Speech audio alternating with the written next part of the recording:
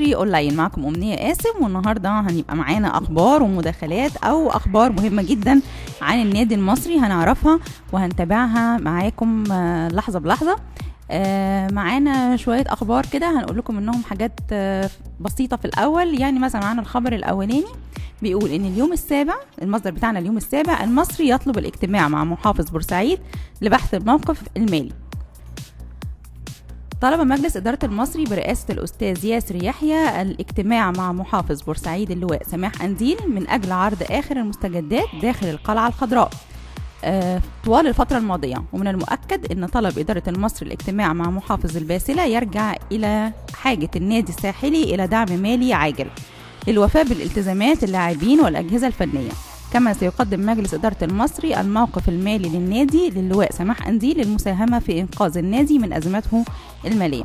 في حد ذاته الخبر كويس جدا، ان لازم النادي يكون محتاج الدعم المالي، ولازم يكون دعم مالي مناسب كمان لاحتياجات النادي.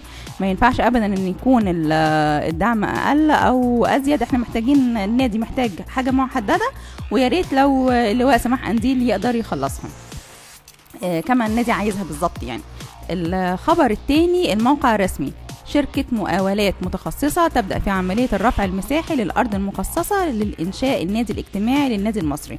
طبعا نادي عريق زي النادي المصري من زمان جدا، من سنة 1920 واحنا موجودين على أرض الملعب الكروي، ولحد دلوقتي ما يبقاش عندنا نادي اجتماعي. دي حاجة مش ظريفة خالص، وأعتقد إن خطوة زي دي ممكن إن احنا هنكون محتاجينها معانا. طب قبل ما نطلع الخبر اللي جاي، ممكن نطلع فاصل صغير ونرجع نكمل حلقتنا. احنا دلوقتي معكم أمنية قاسم والمصري اونلاين. تعالوا نطلع فاصل ونرجع نكمل حلقتنا.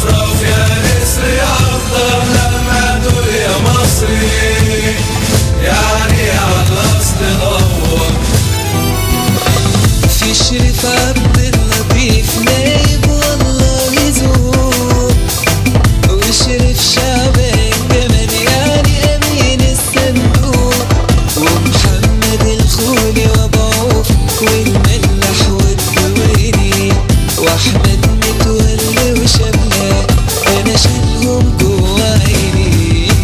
مصري يا مصري يلا يا ياسر يا يحيى لما تقول يا مصري نسمعها في كل ناحية. مصري يا مصري يلا يا ياسر يا يحيى لما تقول يا مصري نسمعها في كل ناحية. مصري يا مصري رفرف يا نسر أخضر.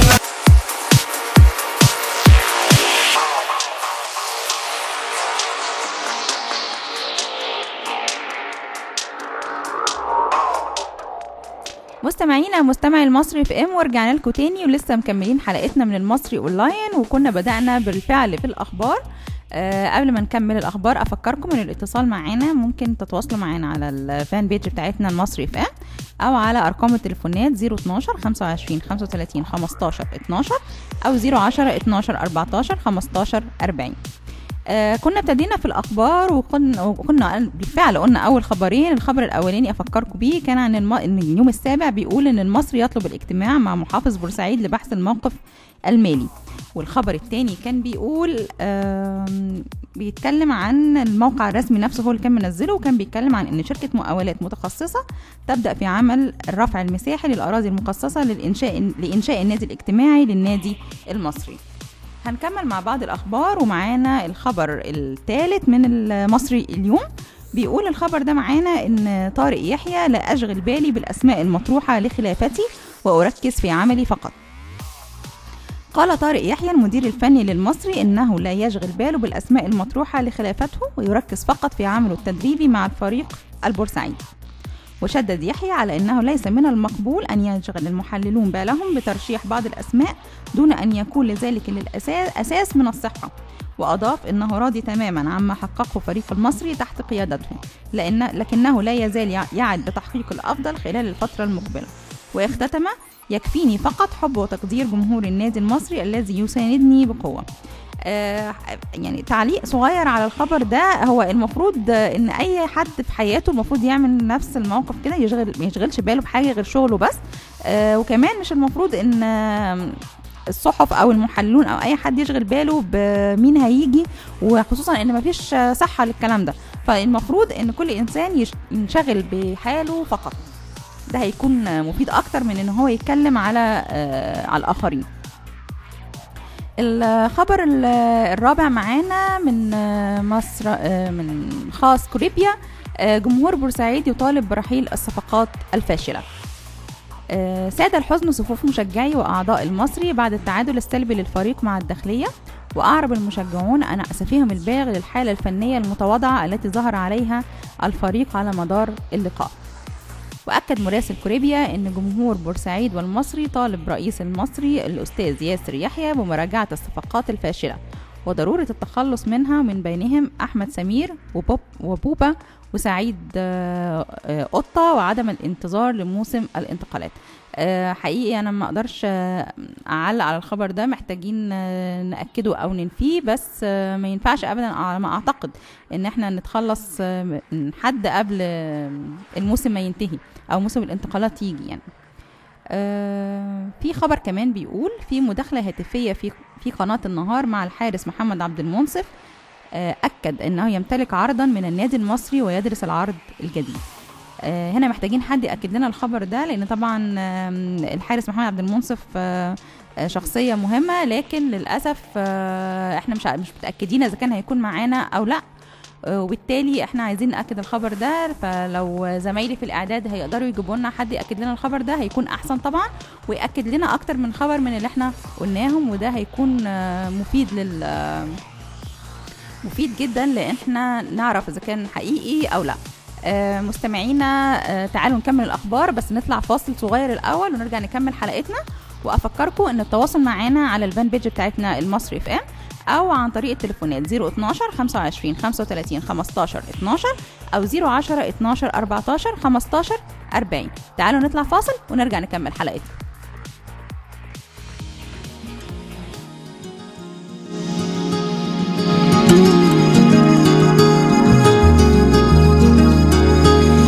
انا راجع لك وفاكر احلى لحظة عشتها، دي حياتي علمتني ما سيبش حاجة ملكتها، وهعيش اللحظة دي ما يهمنيش ايه بعدها.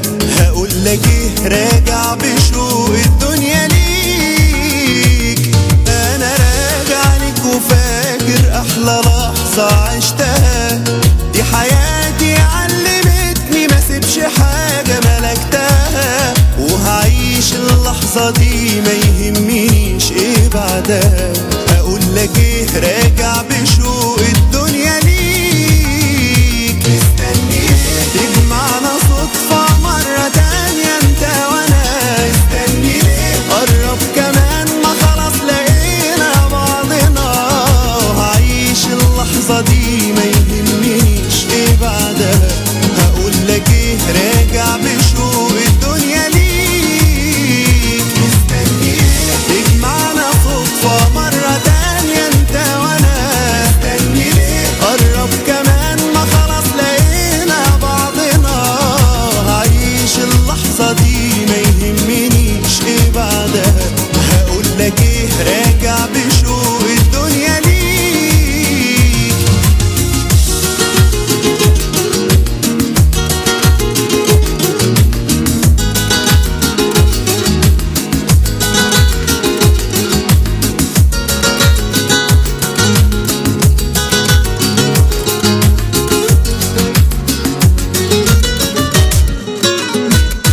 على طول دايما في سيرتك حتى من قبل اللقاء، ملناش غير بعض طول ما قلوبنا عايشة مصدقة.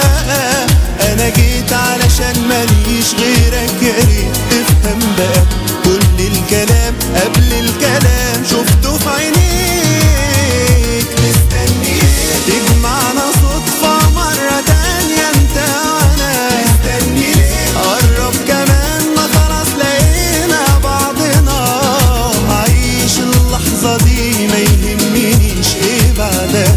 هقول لك ايه راجع بشوق الدنيا ليك، مستني تجمعنا صدفة مرة تانية انت وانا، مستني قرب كمان ما خلاص لقينا بعضنا، هعيش اللحظة دي ما يهمنيش ايه بعدها.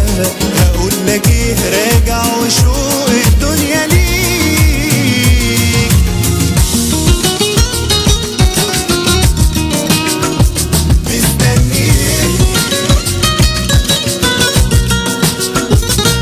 انا جيت علشان ماليش غيرك يا ريت تفهم بقى، كل الكلام قبل الكلام شفته في عينيك،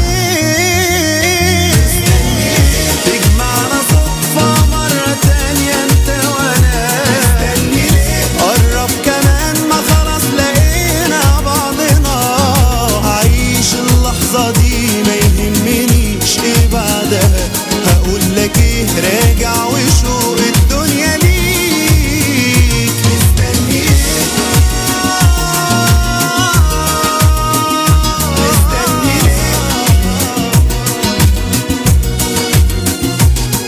انا جيت علشان ماليش غيرك يا ريت تفهم بقى، تفهم بقى.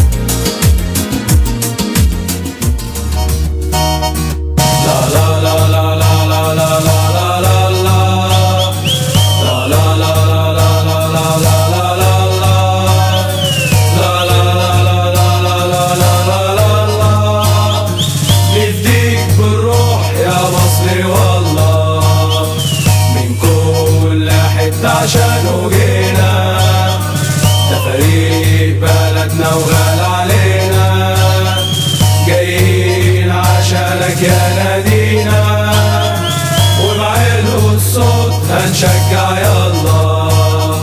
لا لا لا لا لا لا لا لا لا. المصري اف ام، صوت النادي المصري.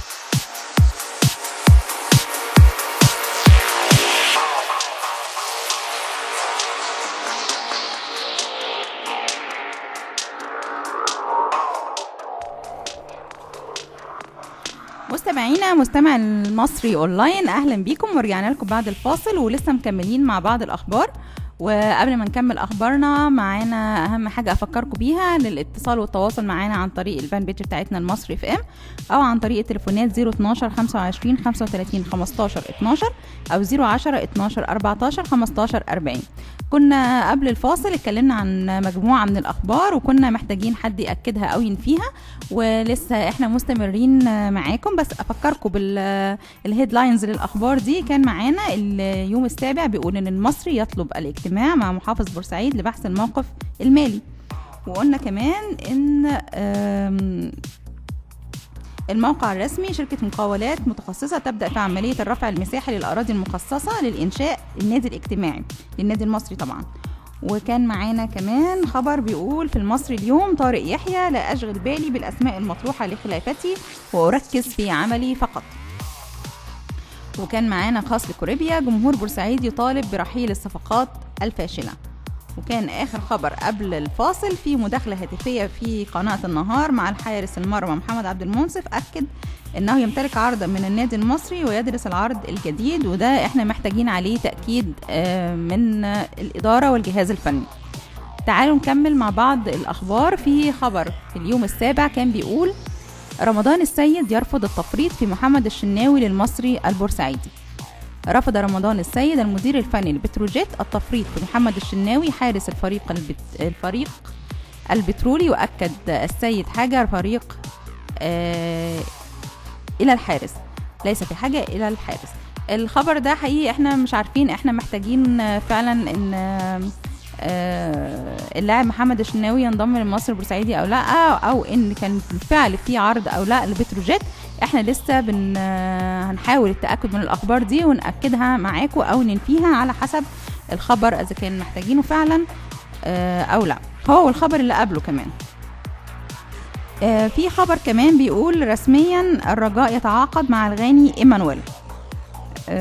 هو الرجاء نادي كبير، بس هنشوف الخبر بيقول ايه. حصل نادي الرجاء رسميا على توقيع الغاني ايمانويل مهاجم المصري السابق لمدة 2.5 موسمين، حيث ان ايمانويل سجل هدف وحيد مع المصري في الموسم السابق. يعني هدف في 2.5 سنين او 2.5 موسمين، كويس. يعني ممكن الرجاء ياخدوا او ما ياخدوش، مش هتفرق معانا كتير او مش هنتأثر يعني. معانا خبر كمان بيقول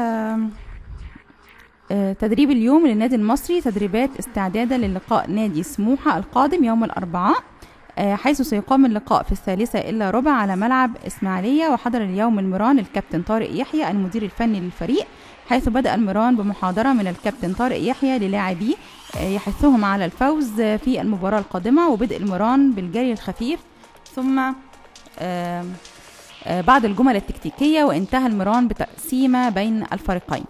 النهاردة طبعا الميران ده ميران مهم جدا، لان المصري هيلاعب سموحة يوم الأربعاء الجاي الساعة 3:15. طبعا انا عارفة ان الجمهور المصري منتظر اللعب دوت او الماتش دوت، وان شاء الله هيكون معانا النتيجة لصالحنا بإذن الله. معانا زميلنا محمد سعد اللي هيقول لنا ويعلق لنا عن الأخبار النهاردة. ازيك يا محمد؟ ازيك يا أمنية؟ اخبارك ايه؟ تمام، انت عامله ايه؟ الحمد لله. منوره مصر اونلاين. الله يخليك يا رب. انت وصلت اخر خبر لفين بقى يا أمنية؟ انا قلت الخبر الاخير، هو انت اخر عايز خبر تعلق احنا عليه؟ سمعناه مع بعض بتاع ايمانويل ده يا جماعه، اللي هو كان بيلعب في النادي المصري الموسم السابق، واللي كان كابتن انور سلامه يتعاقد معاه في السيزون الثاني من الدوري العام، وهو قاعد بس ال6 شهور مع الفريق وبعد كده استغنينا عنه. بس هو انتقل دلوقتي لفريق نادي الرجاء وهيلعب معاه بدايه من شهر 1 القادم. من شهر 1 القادم يعني. الخبر ده صحيح؟ تمام يا محمد. تحتاج تأكد معانا على اي اخبار؟ لا، هو بس بالنسبه خبر محمد الشناوي حارس مرمى بتروجيت. ومحمد الشناوي يعني احنا عرفنا اللي هو اتنصت اخبار كتير اللي هو يبقى مع الفريق او النادي المصري هيتعاقد معاه خلال فتره الانتقالات الشتويه في شهر 1، بس مفيش اي حاجه رسميه من النادي المصري تفيد الموضوع ده. يعني هو ده كلام موجود جرايد، ممكن كلام يعني لسه ما وصلش للرسمي قوي، بس احنا لسه ما نعرفش حاجه عنه بالظبط كحاجه رسميه في النادي المصري. لما يتم اعلان اي حاجه، فاي تصريحات خارجه من اي مدير فني في نادي بتروجيت او مدرب حراس المرمى في نادي بتروجيت، فاحنا ما نعرفش حاجه عنها لسه. لحد احنا ما ياكد لنا الاخبار، النادي عندنا ياكد الاخبار دي او ينفيها. بس اهم خبر النهارده كان موجود اللي نزل على الموقع الرسمي ان في شركه مقاولات متخصصه بدات في عمليه الرفع المساحي للارض المخصصه للنادي الاجتماعي تمام للنادي المصري. ده حقيقي يا محمد؟ النهارده كان في شركه موجوده، شركه من القاهره متخصصه في رفع المساحات ومتخصصه بالاخص في النوادي. كانت موجوده مع استاذ ياسر يحيى رئيس النادي المصري، وكانوا بيرفعوا المساحات، واستاذ ياسر اداهم تصور مبدئي اللي هو عايزه بالظبط في اللي يبقى يكون موجود او شكل النادي الاجتماعي يبقى عامل ازاي. وهيبداوا ان شاء الله اجراءات رفع المساحات وعمل ماكت تصوري للموضوع في خلال فتره قريبه. طبعا لان احنا محتاجين النادي الاجتماعي ده، احنا بقالنا كتير محتاجين النادي ده، فالتصور ده هيبقى بس هو ده بدايه، وبعد كده يبقى في حاجه اكبر ان شاء الله. لكن مفيش تصريحات هيبتدي امتى الانشاء تحديدا؟ لا مفيش اي تصريح لسه. تمام يا محمد. كان معانا خبر عن الكابتن طارق يحيى اللي كان بيأكد فيه انه مش مهتم ابدا بآراء مين هيخلفه. انت شايف ده ايه؟ لا بص يا امنيه، احنا عشان بس حضرنا مع الكابتن طارق يحيى في المباريات وكده، وكنا موجودين معاه في المؤتمرات الصحفيه اكتر من مره.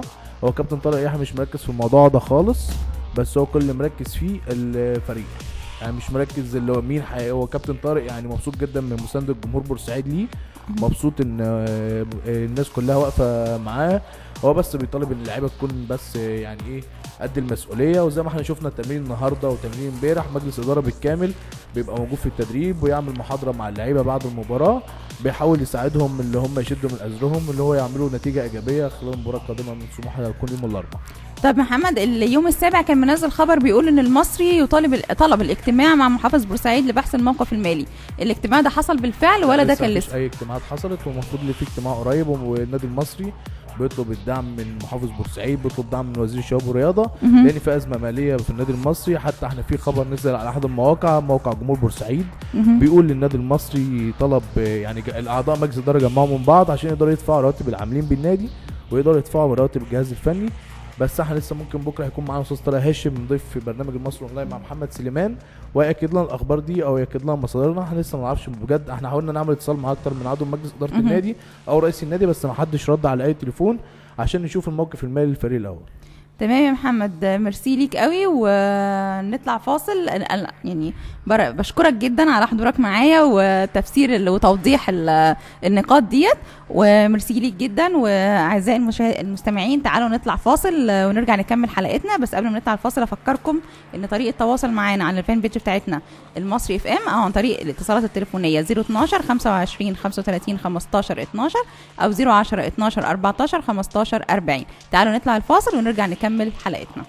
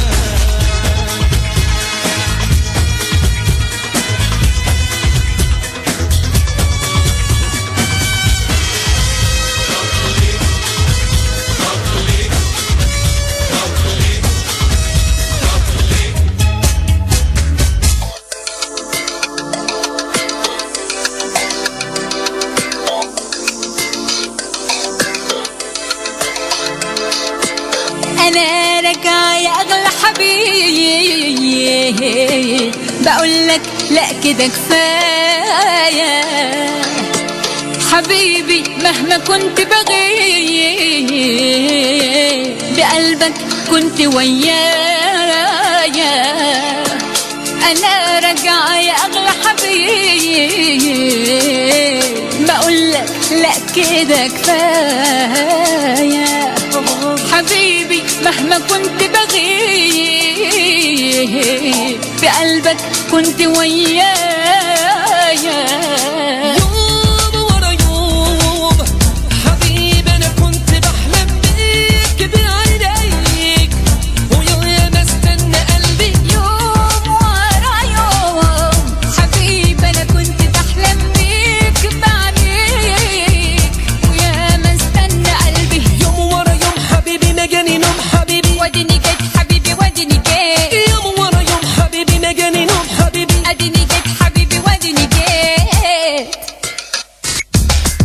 أنا عمري ما كنت بغيب عيونك عايشة جوايا،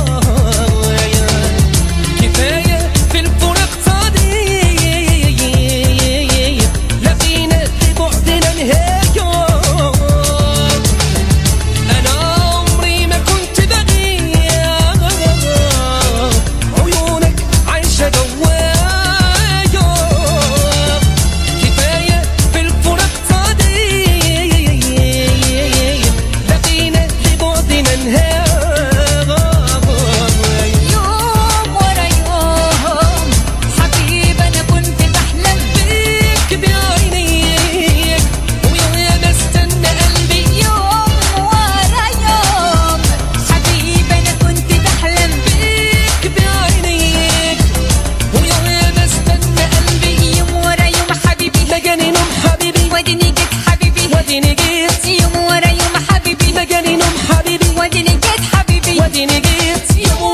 حبيبي مجاني نوم حبيبي اديني جيت حبيبي واديني جيت يوم ورا يوم حبيبي مجاني نوم حبيبي اديني جيت حبيبي واديني جيت.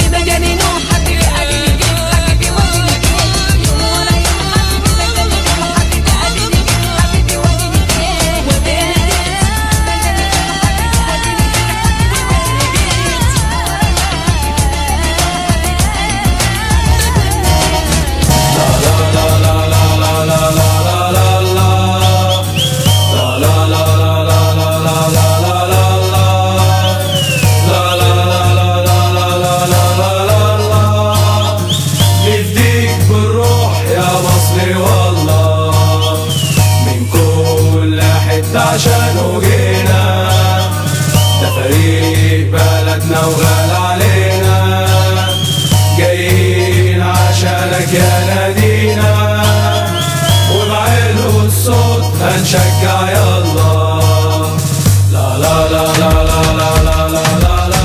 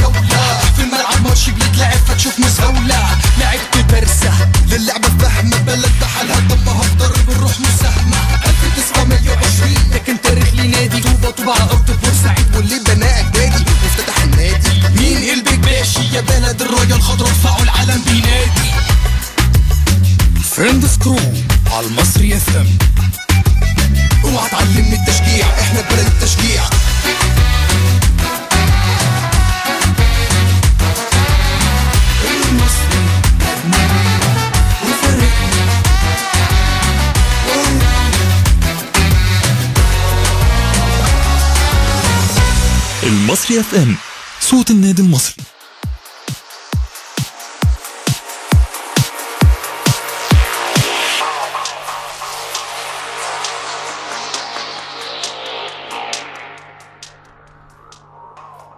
مستمعي المصري اف ام، رجعنا لكم تاني ومكملين حلقتنا مع المصري اونلاين، وبفكركم بطريقه التواصل معانا 012 25 35 15 12 او 010 12 14 15 40، وطبعا الفان بيج بتاعتنا على الفيسبوك المصري اف ام.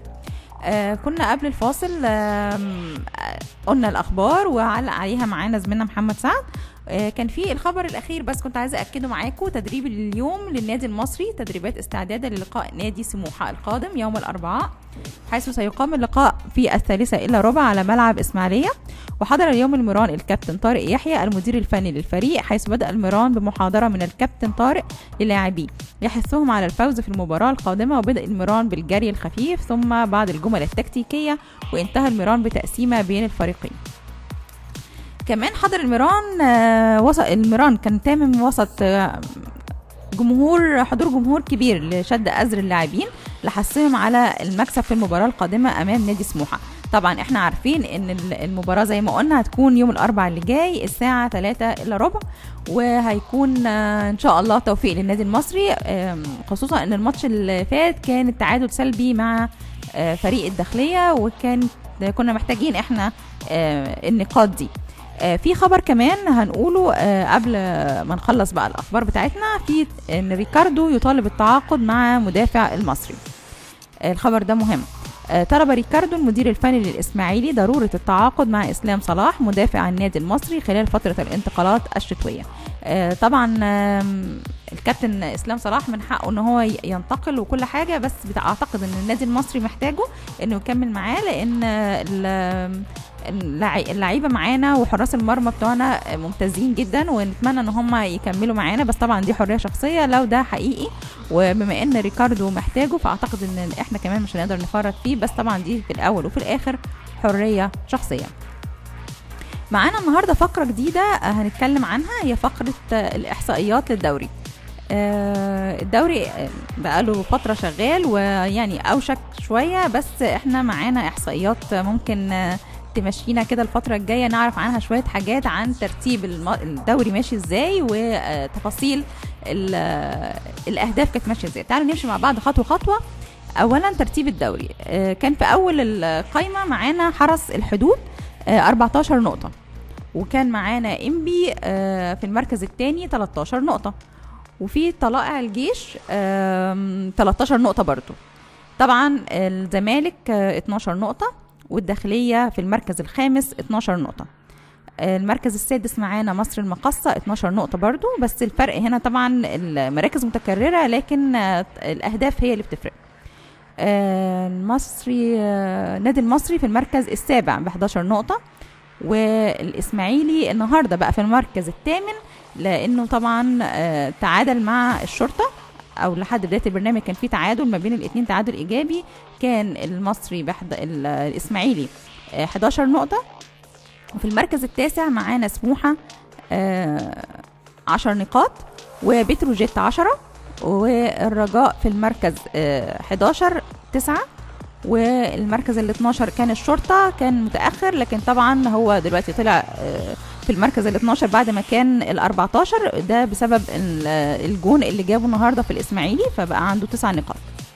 الاهلي في المركز 13 ب8 نقاط، وادي دجله في المركز ال 14 ب8 نقاط ايضا، وفي المركز ال 15 فريق الجونه ب7 نقاط، والمقاولين في المركز 16 ب6 نقاط، والاتحاد السكندري في المركز 17 ب5 نقاط، ومعانا فريق دمنهور في المركز ال 18 ب3 نقاط، والمركز ال 19 الأسيوطي بنقطتين، وآخر فرقة معانا في المركز ال 20 النصر بنقطة واحدة.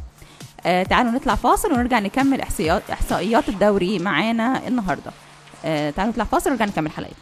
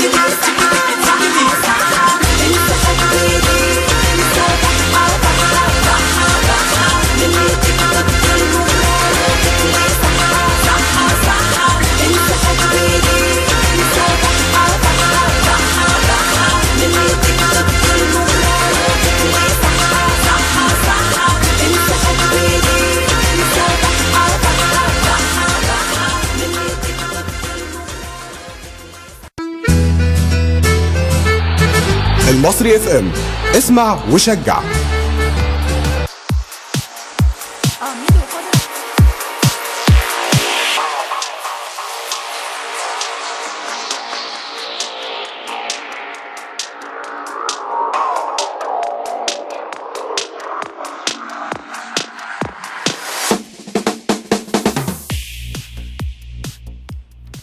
مستمعي المصري اف ام، ورجعنا لكم تاني ومكملين المصري اونلاين. وكنا قبل الفاصل اتكلمنا عن مجموعه من الاحصائيات هنقولها لكم النهارده، وقلنا بالفعل ترتيب الدوري وعرفنا ترتيب الانديه في والفرق في الدوري المصري او الدوري العام ماشيه ازاي.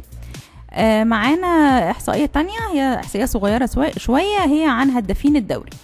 الهدافين بيتصدرهم عرفة السيد من طلائع الجيش ب9 أجوان، واحمد رؤوف من النادي المصري ب5 أجوان، ومؤمن زكريا الزمالك من نادي الزمالك ب4 أجوان، واحمد حسن مكي من نادي حرس الحدود ب4 أجوان.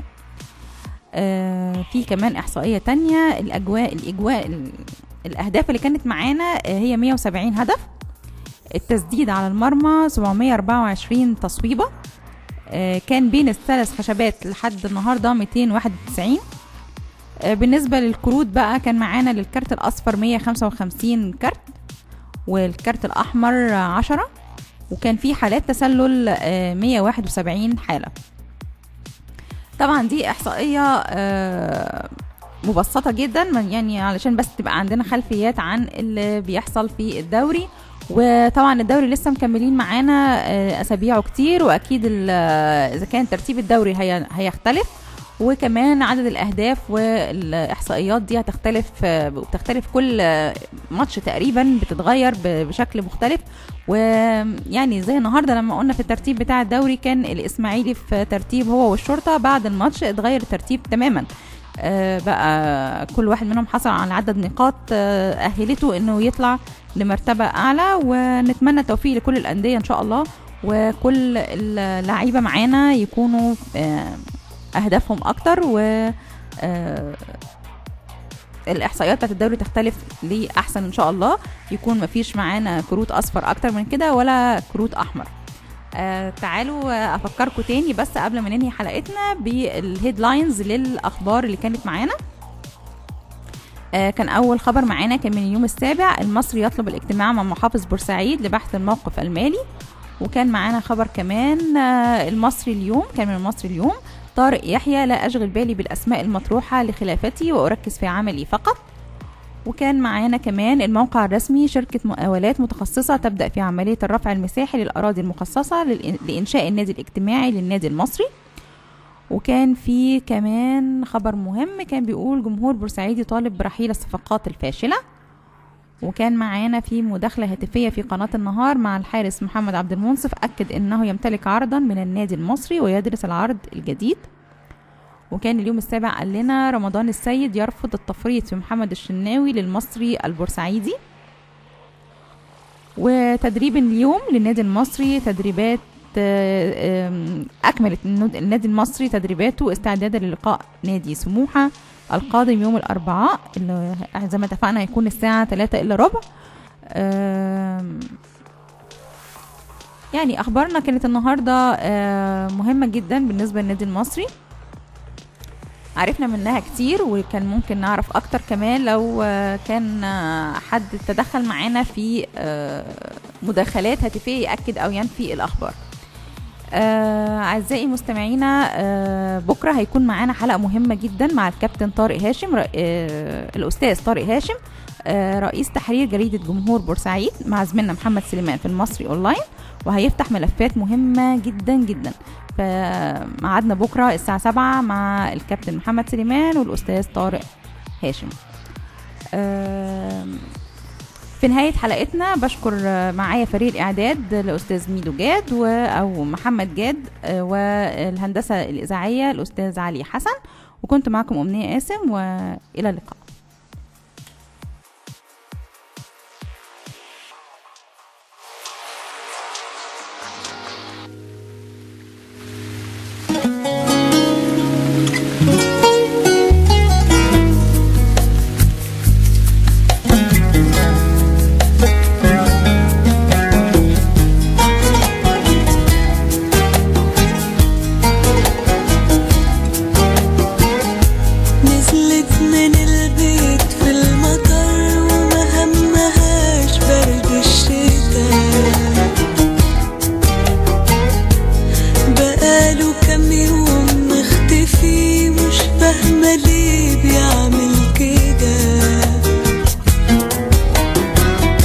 نزلت